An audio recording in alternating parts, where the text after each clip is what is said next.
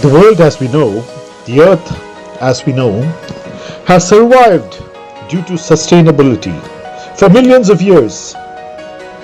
It's been a natural process of the earth. It has been a process of life and death as we see it. But essentially, it is just the change of the energy form. When we see a living tree or any other living species on earth, the moment it passes away, it's just a matter of time, and in the energy of the universe, in the time span of the universe, every life form turns to dust. And when we mean by dust, it means it becomes a part of the soil. It becomes a part of the energy systems of earth, which again re-nourishes the soil and brings up trees, plants and natural systems for the next generation. And this has happened for millions of years. It is nothing new. It's only our understanding of this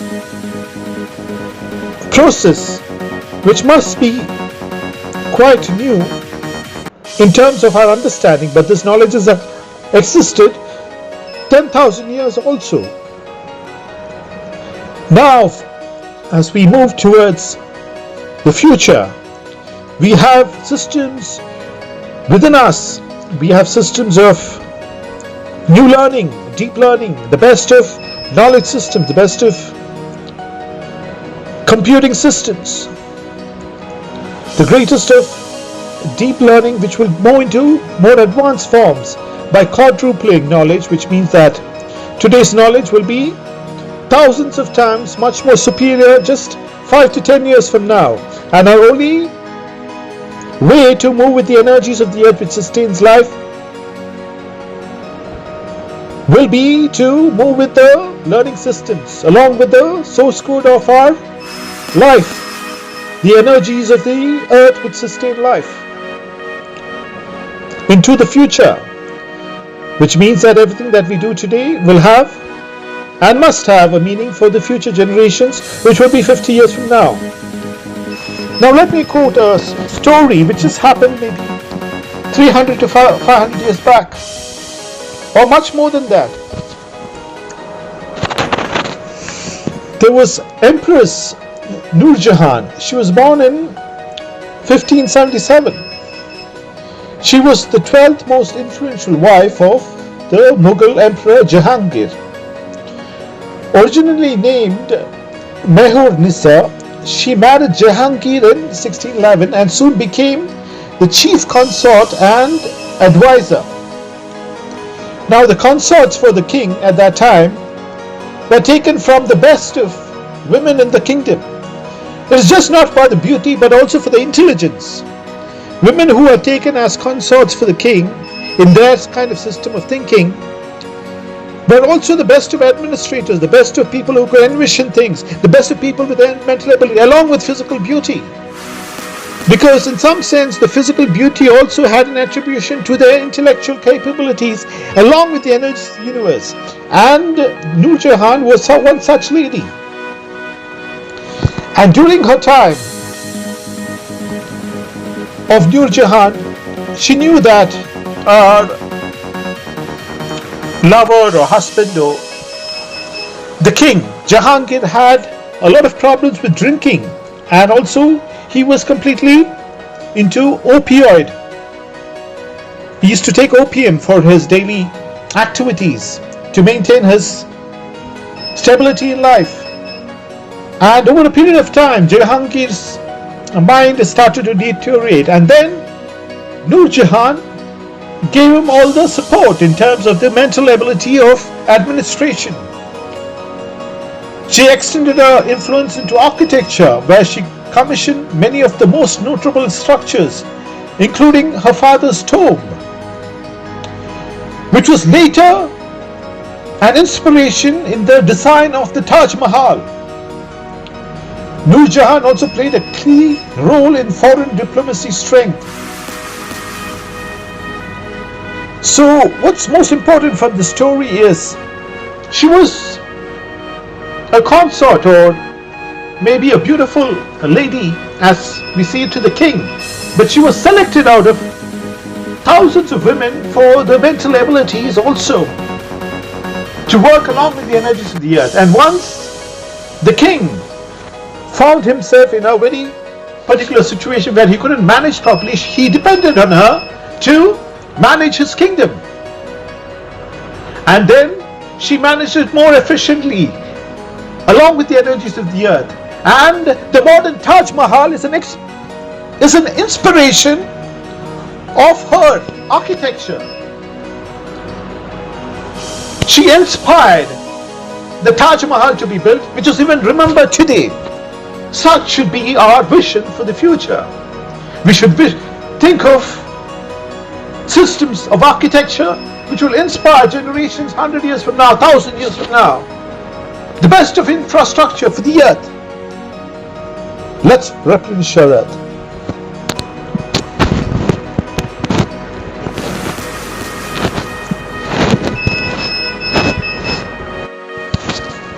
Let's take another example of another female empress from history.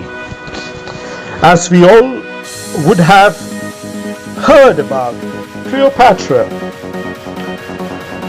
In the very early age, she was born in BC 69. She was a very efficient ruler of her times as an empress.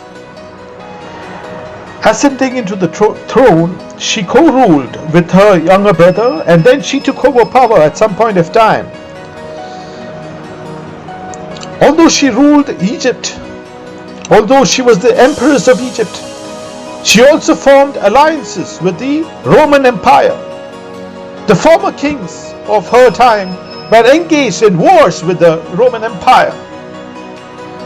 But she made it a point to move along with the energies of the earth and seek alliances with the Roman Empire, which included Julius Caesar and Mark Antony. She had a personal relationship with them and also a political relationship, and because of her alliances, the Roman Empire worked in synergy with Cleopatra's Egyptian Empire, and they had a wonderful time in terms of managing the kingdom in synergy, not with war. Cleopatra underscored the essential importance of the energies of the earth that sustain life. The Nile River, central to Egypt's prosperity, provided the fertile soil and water for irrigation and a transportation route that fueled the economy. She understood that the Nile River was the basic lifeline, was the basic source of the earth, providing for all of the goodness of her kingdom, the prosperity of the kingdom.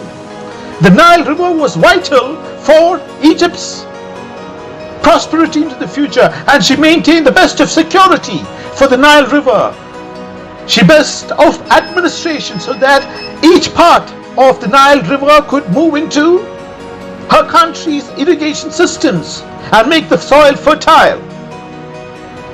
She made a policy to control the annual floods of the Nile River. Just before her reign, the Nile River used to cause all kinds of floods. But she made it a point to get in the best of architects of her kingdom and devise systems and infrastructure so that the flood waters could move into irrigation systems within the kingdom. Her deep connection to the natural rhythms of the earth was essential for sustaining the life and stability of her kingdom, reflecting her profound understanding of the interplay between governance and the natural environment.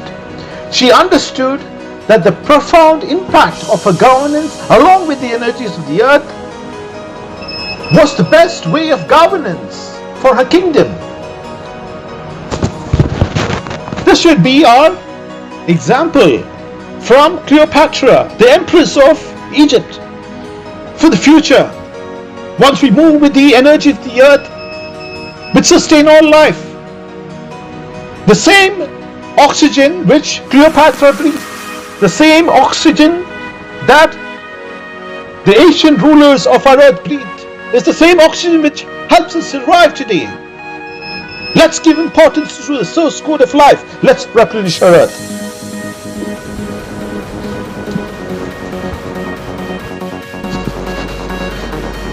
Another example of the Roman Empire was Emperor Caligula.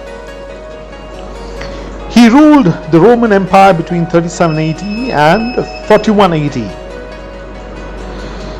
Caligula's reign as an emperor was marked by how a despotic and erratic rule can undermine the very foundations of a kingdom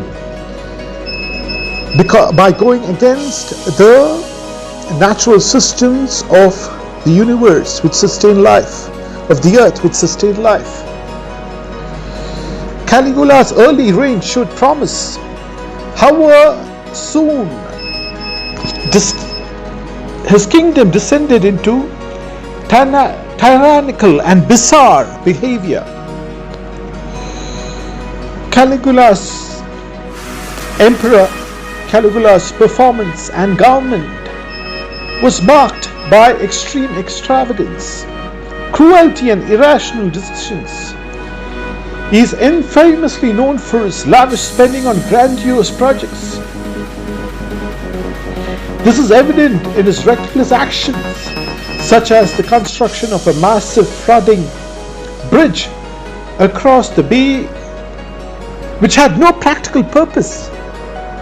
It had no purpose in terms of its usefulness, along with the energies of the earth, its usefulness to people, its usefulness to the natural forms of creation, which includes the trees, the plants, and it had absolutely no use.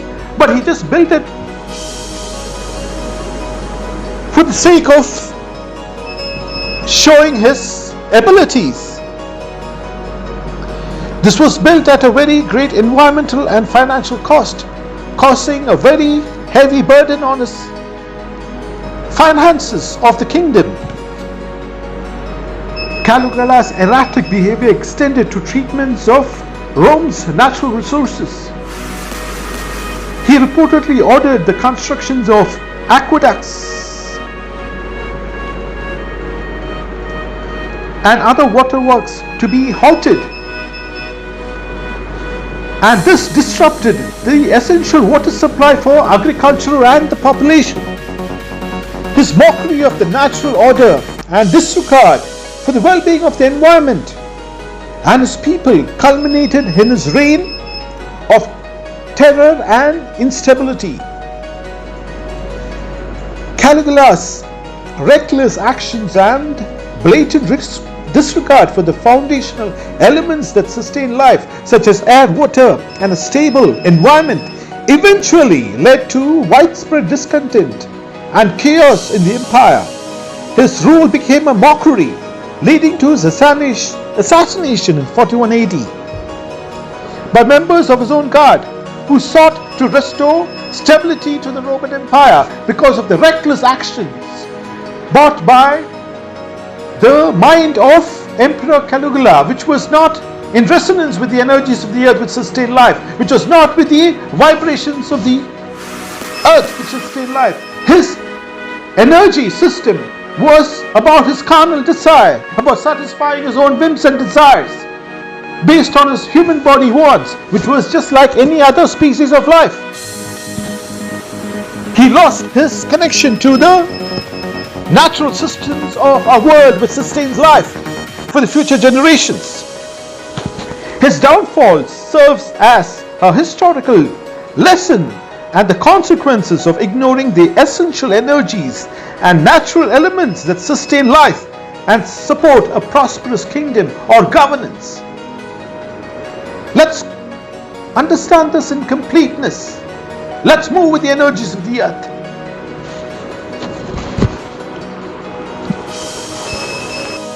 Now let's take an example from one of the greatest rulers of the Indian subcontinent, Chandragupta Maurya. His reign marked a significant era in the Indian history, characterized by was territorial expansion and the unification of most of the subcontinent. Chandragupta Maurya's administration was noted for its efficient governance, infrastructure development, and powerful military. His vision of development was, along with the energies of the earth, which sustain life. Chandragupta Maurya embraced Jainism later in his life. He abdicated the throne and started to be a monk. Chandragupta's era was recognized as a very important chapter in the history of the Indian subcontinent. The Mauryan administration promoted agricultural advancements, water management systems, ecological balance, understanding that the prosperity of the empire depended on the harmonious interaction with the environment. The reign of Chandragupta Maurya also was in sync with the sensual energies of our earth. His reign characterized administration and giving importance to the energies of creativity in totalness. Arts, science, culture prospered in his kingdom. There was sensual descriptions, idols, and he encouraged the energy of sensuality to prosper in his kingdom. This led to an abundance of cultural rejuvenation, spiritual rejuvenation. The best of the texts of the Vedas was written during his time. The best of the architecture, along with the energies of the universe, was during the reign of the Mauryan dynasty. Vast parts of the empire had the best of roads, the best of infrastructure, along with the energies of the earth. Science grew in its full potential. The Vedas were given importance. All systems of learning within the Vedas and outside of the Vedas were given importance to learning. The greatest of scriptural text, along with scientific knowledge, was developed during this period. Yoga was given importance. Ayurveda was given importance. The Mauryan dynasty's reign worked along with the energies of the earth which sustained life.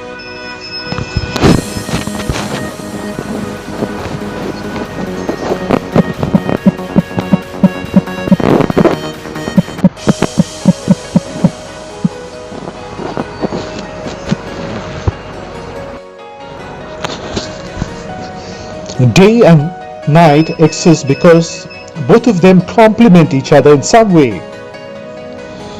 If there was only day and no night, it would have no meaning within the energies of the universe.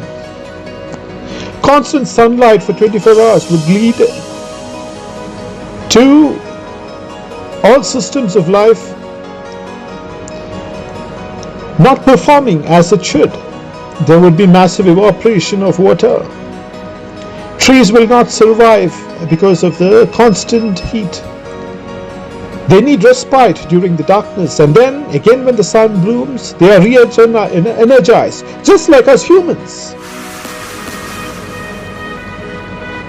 Darkness and light, in essence of spirit, exists in our world, in our earth, to complement each other. Let us not be fooled by what is projected to us as darkness, as being with the dark energies of the earth and doing something which is extremely for our carnal desires alone. Such a kind of carnal desires alone, which is attributed to dark energies, is not just foolishness but also a basic insult to us being humans. The only reason we are humans is because we are with the creative energies of the universe, which is the source code of life, in small degrees. And once we understand that, we will move into brightness by using any kind of dark energy within us to sustain life into the future for the future generations. Let's replenish our earth.